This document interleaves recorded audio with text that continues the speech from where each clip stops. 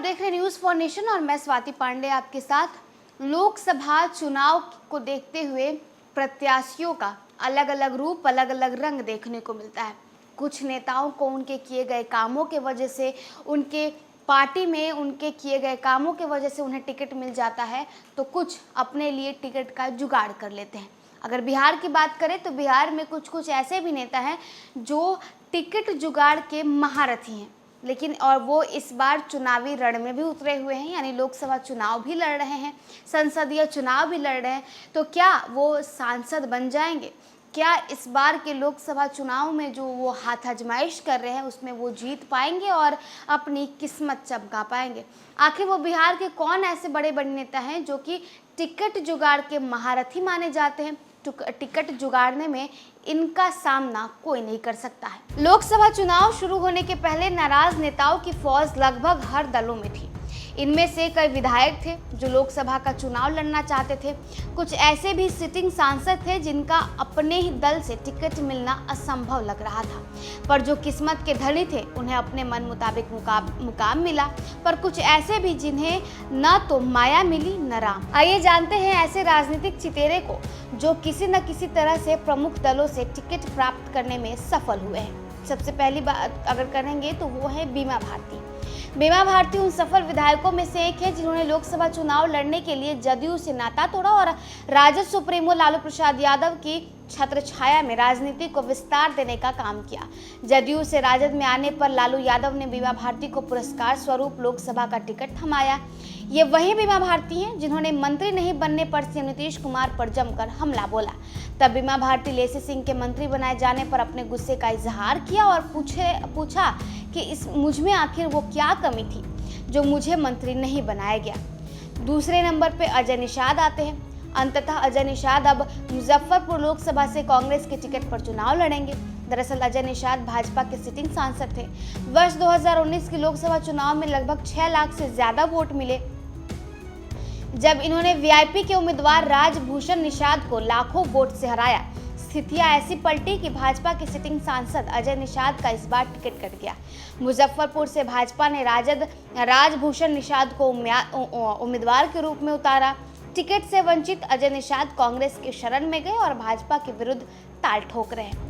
वहीं अगर तीसरी बात करें तो वो है राजभूषण निषाद। गत लोकसभा चुनाव 2019 में राजभूषण निषाद मुजफ्फरपुर लोकसभा से वीआईपी के उम्मीदवार थे। इस चुनाव में वीआईपी के उम्मीदवार राजभूषण चौधरी ने वीआईपी से नाता तोड़ा और भाजपा की सदस्यता ग्रहण कर ली। भाजपा ने वीआईपी छोड़ने का पुरस्कार उन्हें दिया और मुजफ्फरपुर की टिकट उन्हें थमा दी। 5वें नंबर पे आती हैं लवली आनंद। लवली आनंद भी उन नेताओं में शामिल है जो पार्टी बदली और आज शिवहर लोकसभा से चुनाव लड़ रही हैं। दरअसल शिवहर लोकसभा सीट से भाजपा की सिटिंग सांसद रमा देवी का टिकट कट गया। यह सीट समझौता में जीवी जनता दल यू को चला गया। वहीं अगर बात करें इस बीच लवली आनंद की, तो लवली आनंद ने राजद से नाता तोड़ा और जदयू की सदस्यता ग्रहण की। आज शिवहर से उम्मीदवार हैं और विपक्ष को टक्कर दे रही हैं। अली अशरफ फातमी का भी नाम इसमें शामिल है। कुछ दिन पहले जदयू छोड़ने वाले वरिष्ठ नेता और पूर्व मंत्री अली अशरफ फातमी ने लालू प्रसाद से मिलकर राजद की सदस्यता ली। फातमी के साथ ही उनके पुत्र फराज फातमी भी राजद में शामिल हो गए हैं। फातमी ने इस मौके पर कहा कि उनकी राजद में सदस्यता नहीं बल्कि घर वापसी है।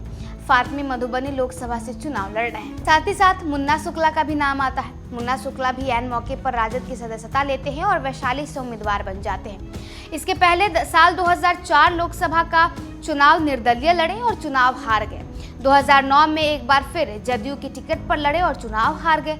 साल 2024 लोकसभा का चुनाव मुन्ना शुक्ला इस बार राजद की टिकट पर लड़ रहे हैं। आखिरी नाम अगर किसी का है तो वो हैं विजय लक्ष्मी कुशवाहा।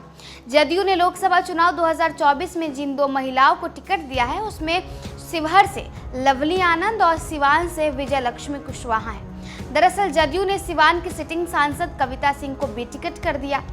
इनकी जगह पर जदयू नेतृत्वकर्ता ने हाल ही में शामिल विजय लक्ष्मी कुशवाहा को सिवान का उम्मीदवार बनाया है।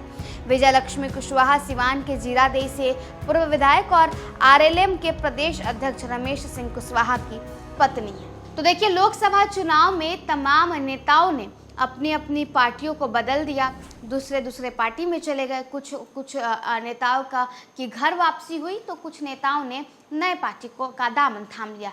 और इसके जो है उसके पुरस्कार स्वरूप इन नेताओं को अपने मन चाहे लोकसभा क्षेत्र से टिकट भी मिला और वो इस लोकसभा चुनाव में चुनाव लड़ रहे हैं। अब होगा क्या, जनता उन्हें सिरताज पहनाएगी या नहीं, ये तो भविष्य ही तय करेगा। फिलहाल इस वीडियो में बस इतना ही। आप देखते रहिए न्यूज़ फॉर नेशन।